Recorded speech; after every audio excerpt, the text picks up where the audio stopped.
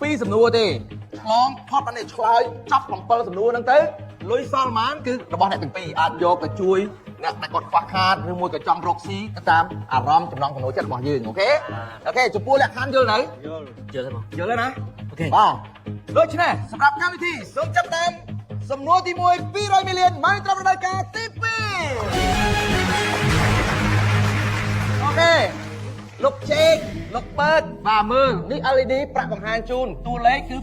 200លានរៀលចំណែកឯប្រធានបទសម្រាប់សំណួរទី1គឺមានប្រធានបទ2ការរៀនសូត្របទចម្រៀងមកបាទងាកទៅវិញទៅជេកទាំងពីរការរៀនសូត្របទចម្រៀងងាកទៅនោះវិញណាហ្នឹងហើយយើងអ្នកចម្រៀងហ៎យើងអ្នកចម្រៀងចាំយើងអីហ្នឹងហើយកាអាចសួរចម្រៀងអីទៅនេះអីទៅតាក់តងជេកតាក់បទចម្រៀងយកបទចម្រៀងមកបទចម្រៀងបាទនេះពេលជ្រើសរើសយកប្រធានបទបទចម្រៀងសូមមើលទៅកាន់ទូចម្លើយទាំង4ជុំបន្ទឿនសុកជំនោសុំសារឿនសុកច័ន្ទផលបាទសុកតែជាអ្នកនិពន្ធទាំង4នាក់នេះណាបាទហើយបច្ចុប្បន្នហ្នឹងឯងអូខេសំណួរសួរថាតើ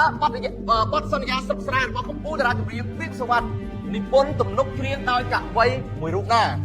ទំនុកច្រៀងជុំបន្ទឿនសុកជំនោសុំសារឿនឬក៏សុកច័ន្ទផលសន្យាស្រុកស្រែមាសមេ